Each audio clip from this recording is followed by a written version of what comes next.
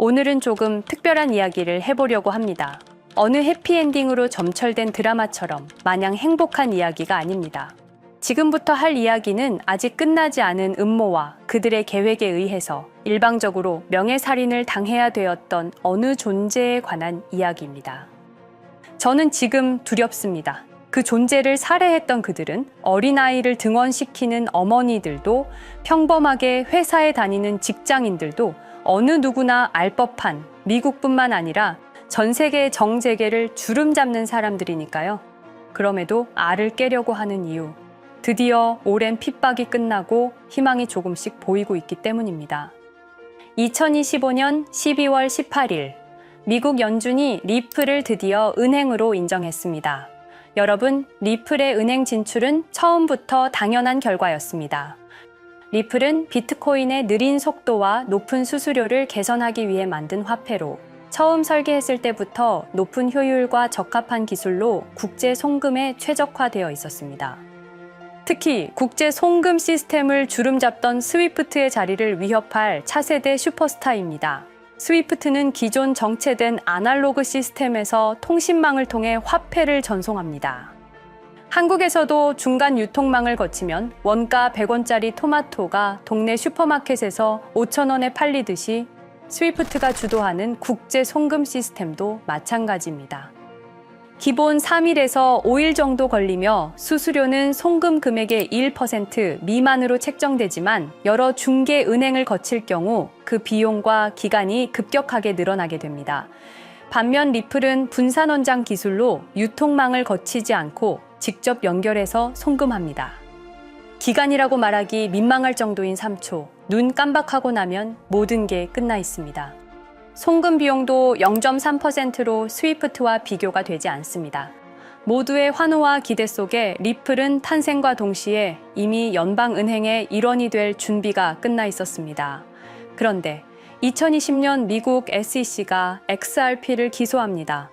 어떠한 화폐보다 빠르고 안전한 결제 시스템을 갖추었으며 국경 전송 시장 리더인 스위프트와 직접적으로 경쟁하고 현실에 안주하지 않고 끊임없이 발전하고 있던 리플에게 거대한 방지턱이 나타나는 순간이었습니다. 어째서 리플이었을까요? 기존의 인프라를 기반으로 은행과 코인이라고 불리며 안정성을 인정받은 유일한 XRP만 기소를 당한 것일까요? 그리고 왜 리플이 정체되고 있는 지금 개미들이 불안감에 떨며 서둘러 손을 털고 있는데 XRP가 연준은행으로 인정되었다는 발표 기사에 잉크가 새겨지기도 전에 거대 기관들은 그 사실을 어떻게 알고 30일 연속으로 조심스럽게 모으고 있었을까요? 우리가 모르는 리플과 그들만이 아는 무언가를 오늘 이야기해보려 합니다. 여러분, 아직 이 이야기는 결말에 도달하지 못했습니다. 기승전결로 따지면 아직 전에 바로 직전 단계에 불과합니다. 전환의 징조는 이미 나타나고 있습니다. 하지만 인스타, 트위터, 유튜브 등 세계의 SNS를 주름잡고 있는 그 세력 덕분에 지금도 수면 밑에서 직접 정보를 구하고 있는 사람들만 아름아름 알고 있는 사실을 공유해 볼까 합니다. 영상을 시청하기 전에 구독과 좋아요를 눌러서 제게 응원을 보내주세요. 그럼 시작하겠습니다.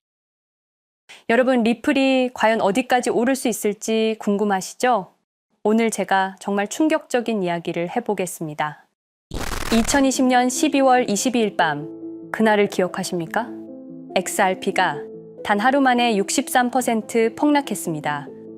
어떤 이들은 수천만 원의 자산이 증발했고 어떤 이들은 하루아침에 수억을 잃었습니다. 처음엔 시장이 미친 거라고 생각했습니다. 변동성이라고, 조정이라고 그렇게 믿었습니다. 하지만 이 사건을 5년간 추적한 결과 이건 어떤 이들의 치밀한 계획이었습니다. 리플 가격은 4년간 철저하게 짓눌려 있었습니다. 그리고 더 충격적인 건 2025년 8월 그 암살자가 다시 나타났다는 겁니다. 이번엔 더 큰 칼을 들고 더 강한 권력을 쥐고 더 야심찬 계획을 가지고 지금부터 제가 5년간 추적한 절대 공개되면 안 될 이야기를 시작하겠습니다. 먼저 타임라인부터 보시죠. 천천히 따라오십시오. 2020년 12월 22일 오후 9시 30분 SEC 의장 제이 클레이튼이 XRP 기소를 전격 발표합니다. 그의 임기 종료까지 남은 시간 단 12시간. 12월 23일 오전 9시 클레이튼 SEC 의장직에서 사임합니다. 여기까지는 그럴 수 있다고 칩시다. 임기 끝나고 퇴임하는 거 이상할 건 없죠. 그런데 12월 24일 크리스마스 이브 아침입니다. 퇴임한 지 단 하루 만에 클레이튼이 새 직장으로 옮겨갑니다. 월리버 에셋 매니지먼트 자문으로. 잠깐만요. 이 회사가 뭘 하는 곳인지 아십니까? 비트코인과 이더리움에 8천억 원을 투자한 회사, 그러니까 리플과 직접적인 경쟁을 하는 회사에 베팅을 한 겁니다. 다시 한번 정리하겠습니다. XRP를 기소하고 다음날 사임하고 그 다음날 리플의 경쟁사에 투자하는 회사로 갔습니다. 이게 정상입니까? 윤리적으로 문제는 없습니까? 법적으로 괜찮은 겁니까? 하지만 진짜 소름 끼치는 건 이제부터입니다. 블록체인은 모든 걸 기록합니다. 그리고 그 기록을 추적해 보니 기소 발표 18시간 전인 12월 22일 새벽 3시 누군가 움직이기 시작했습니다. 대량의 XRP가 조심스럽게 하지만 확실하게 매도되기 시작합니다. 뉴스가 나오기 전, 세상이 알기 전, 폭락이 시작되기 전 누군가는 이미 알고 있었습니다. 이 시점에서 저는 의문을 품었습니다. 대체 왜 하필 리플이었을까? 이 사건을 이해하려면 XRP가 단순한 암호화폐가 아니라는 걸 알아야 합니다. 지금 여러분이 해외로 송금한다고 가정해보죠. 한국에서 미국으로 1,000만 원을 보낸다면 스위프트라는 시스템을 거칩니다. 전 세계 200개국 11,000개 금융기관이 연결된 거대한 네트워크. 벨기에 브뤼셀에 본부가 있지만 실질적으로는 미국이 완전히 통제하고 있습니다. 얼마나 무서운 권력이냐면요. 2012년 이란 핵 제재 때 이란 은행들을 스위프트에서 퇴출시켰습니다. 그 결과 이란의 경제는 즉시 붕괴되었습니다. 2022년 러시아의 우크라이나 침공 후 러시아 주요 은행들을 스위프트에서 퇴출시켰습니다. 이후 러시아의 루블화는 30% 이상 급락했습니다. 스위프트에서 쫓겨나면 그 나라는 국제거래에서 완전히 고립됩니다. 이게 핵무기보다 강력한 이유입니다. 실제로 폭탄을 떨어뜨릴 필요가 없으니까요. 버튼 하나로 한 나라 경제를 무너뜨릴 수 있으니까요. 스위프트는 돈의 흐름을 틀어준 지배의 손길입니다. 그런데 2017년 XRP가 등장했습니다. 비교해 보시죠. 송금 시간부터 압도적인 차이가 납니다. 스위프트는 국경 간 송금에 3에서 5일이라는 시간이 걸립니다. 반면에 XRP는 단 몇 초면 송금이 완료되죠. 수수료 또한 엄청난 차이가 납니다. 스위프트는 3에서 5%까지 수십만 원의 수수료가 발생하지만 XRP는 단 몇 원, 거의 공짜나 마찬가지로 송금을 처리합니다. 스위프트는 여러 국가의 중개은행이 필요하지만 XRP는 그런 것조차 불필요하죠. 그리고 2017년부터 2019년까지 일본 SBI 그룹이 뱅크 오브 아메리카가 산탄데르 은행이 하나둘씩 리플과의 파트너십을 검토하기 시작했습니다. 총 200개 이상의 금융기관, 연간 200조 원 규모의 국제 송금 시장에서 XRP가 스위프트를 완전히 대체할 수 있다는 게 증명되는 순간, 바로 그때 누군가에게는 절체절명의 위기가 된 겁니다. XRP는 단순한 암호화폐가 아니었습니다. XRP는 미국이 전 세계를 통제하는 금융 무기에 대한 직접적인 도전이었습니다. 그래서 저는 추적하기 시작했습니다. 누가 XRP를 제거하려 했나? 처음엔 당연히 정부를 의심했습니다. SEC니까요. 미국 정부 기관이니까요. 그 다음엔 월스트리트를 의심했습니다. 은행들이 위협을 느꼈을 거라고 생각했죠. 그런데 조사를 하면 할수록 이상했습니다. 모든 흔적이 전혀 예상치 못한 곳을 가리키고 있었습니다. 실리콘밸리, 뉴욕이 아니라 샌프란시스코, 월스트리트가 아니라 테크 기업들, 혁신과 자유의 상징이라던 바로 그곳 말입니다. 2002년 10월 3일로 돌아가 보겠습니다. 페이팔이 이베이에 15억 달러에 매각됩니다. 그날 50명의 직원이 퇴사합니다. 보통 회사라면 뿔뿔이 흩어지겠죠. 각자 길을 가고 연락도 끊기고, 그런데 이들은 달랐습니다. 그들은 네트워크를 만들었습니다. 서로의 회사에 투자하고 서로를 임원으로 영입하고 서로의 성공을 발판 삼아 더 크게 성장하고, 20년이 지난 지금 그들이 창업하거나 투자한 기업들의 시가총액을 합치면 우리나라의 GDP보다 큽니다.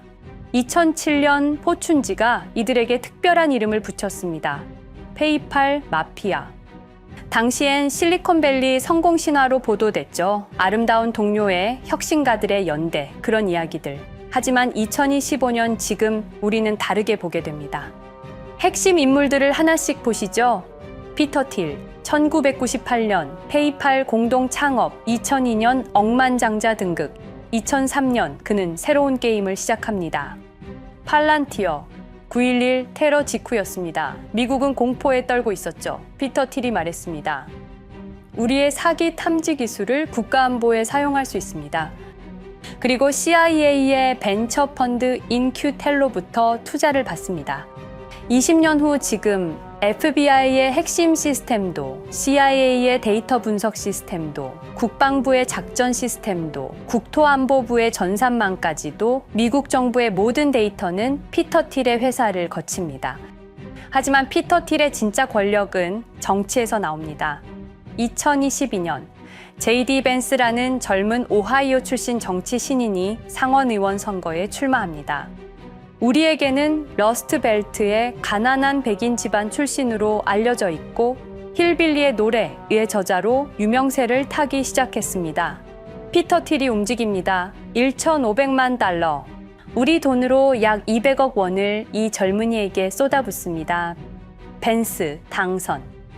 2024년 7월 플로리다 마러라고 피터 틸이 트럼프를 찾아갑니다.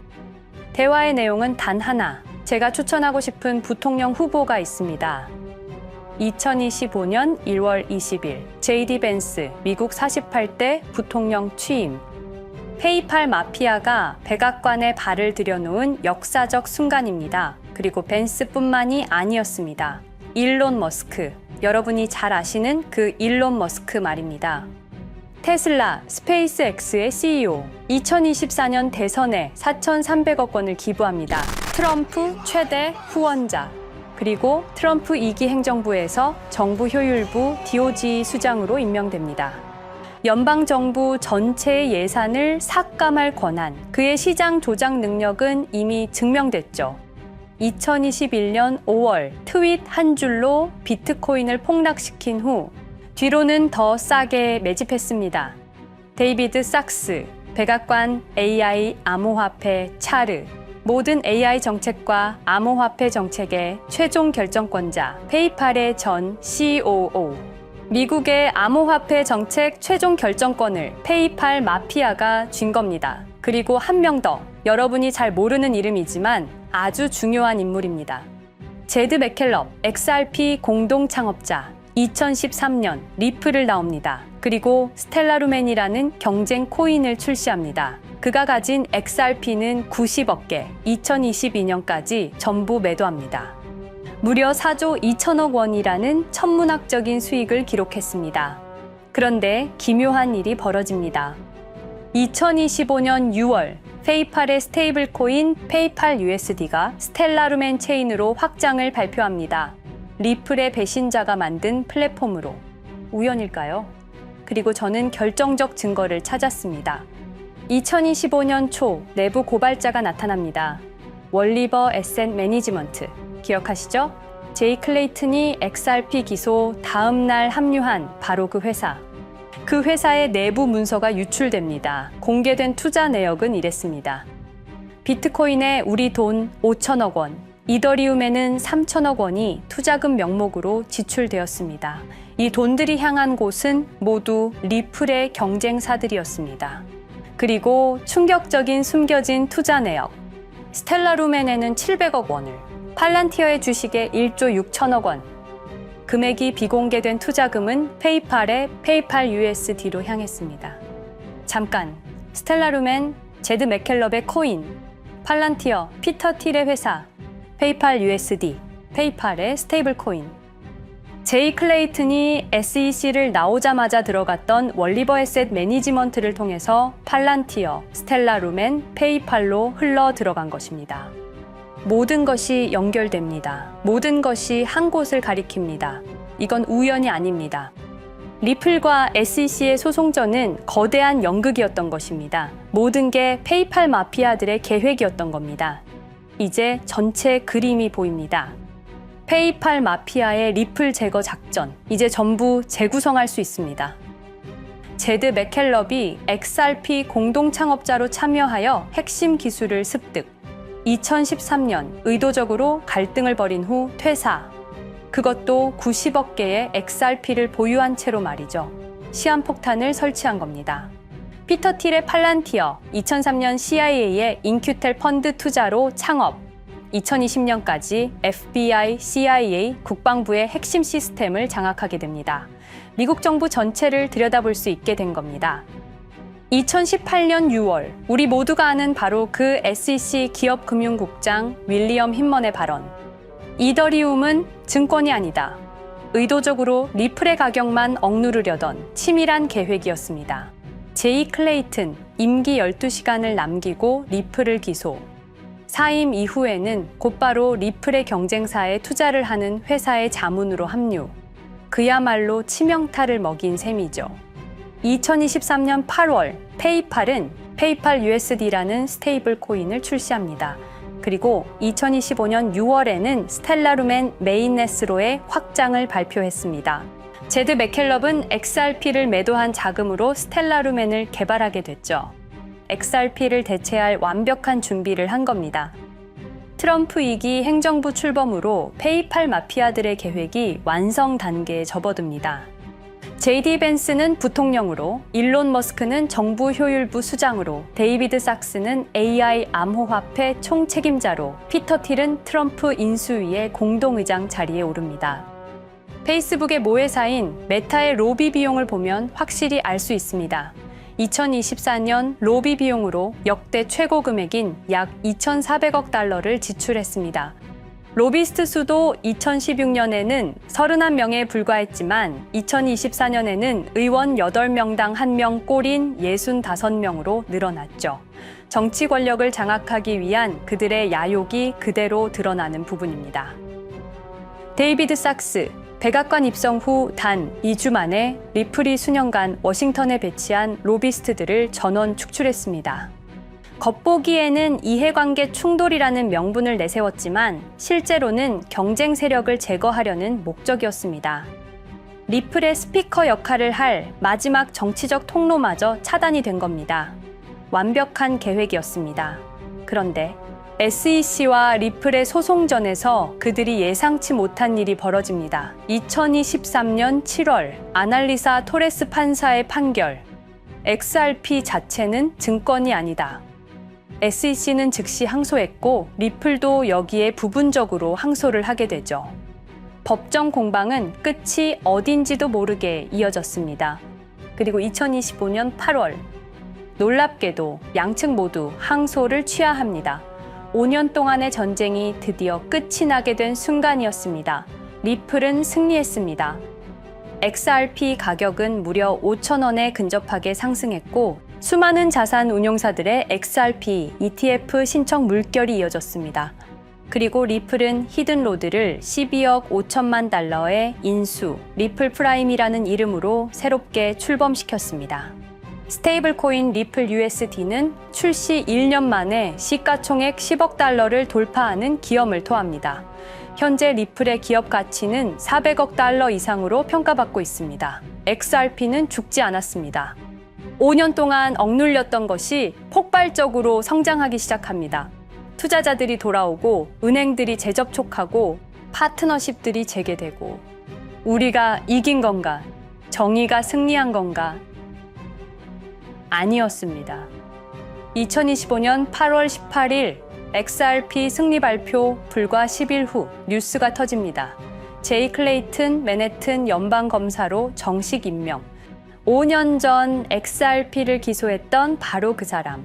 이번엔 연방검사로 돌아왔습니다. 월스트리트의 보안관이라 불리는 미국에서 가장 강력한 검사직.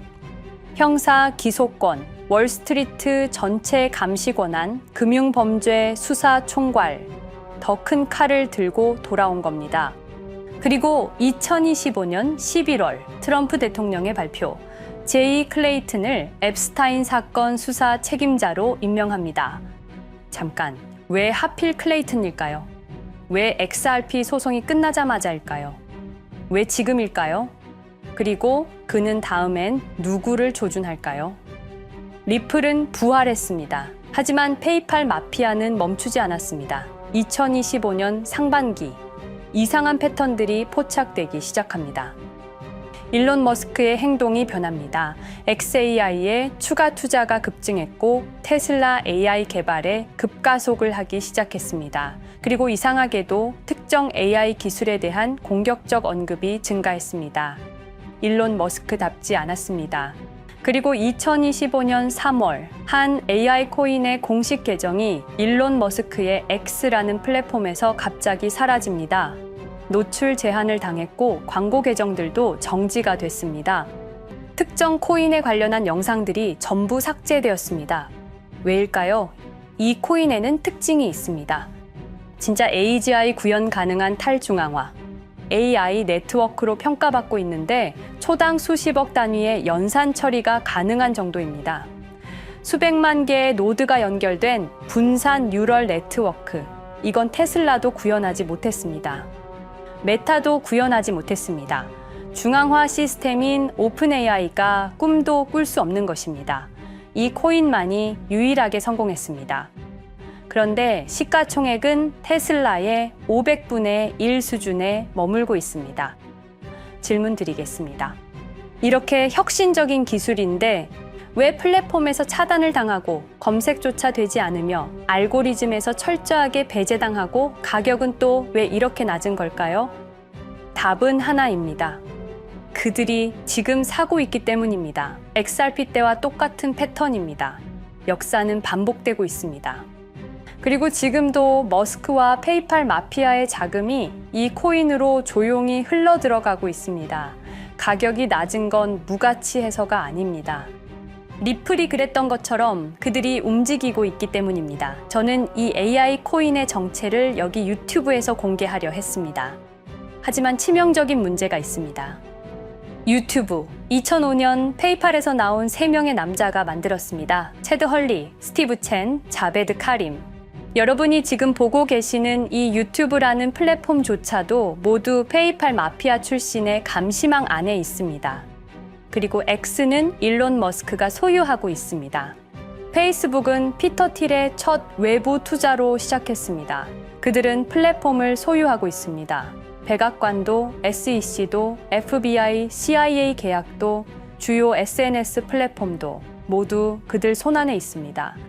이전에 제가 이 코인을 공개한 영상이 있었습니다. 그러나 그 영상은 바로 삭제됐고 채널도 정지됐습니다. 가이드라인 위반은 전혀 없었습니다. 그냥 사라졌습니다. 불편한 진실이 다뤄질 때마다 이런 일이 반복됐습니다. 하지만 한 가지는 분명합니다. 5년 전 XRP 투자자들은 속수무책이었습니다. 그런데 그들은 포기하지 않고 5년을 버텼습니다. XRP는 부활했고 포기하지 않는 사람들은 큰 수익을 얻었습니다. 그들은 우리가 잊었다고 생각합니다. 그들은 우리가 용서했다고 생각합니다. 그들은 우리가 포기했다고 생각합니다. 역사를 기억하는 자가 역사를 만듭니다. 자, 이제 질문하겠습니다. 역사는 지금 이 순간에도 반복되고 있습니다. 똑같은 패턴으로, 똑같은 방법으로 또다시 당할 수만은 없습니다. 그들에게 리플이 당했던 것과 똑같은 패턴으로 가격이 짓눌리고 있는 이 코인은 리플이 그랬던 것처럼 결국 모든 걸 이겨내고 상승할 수밖에 없을 것입니다.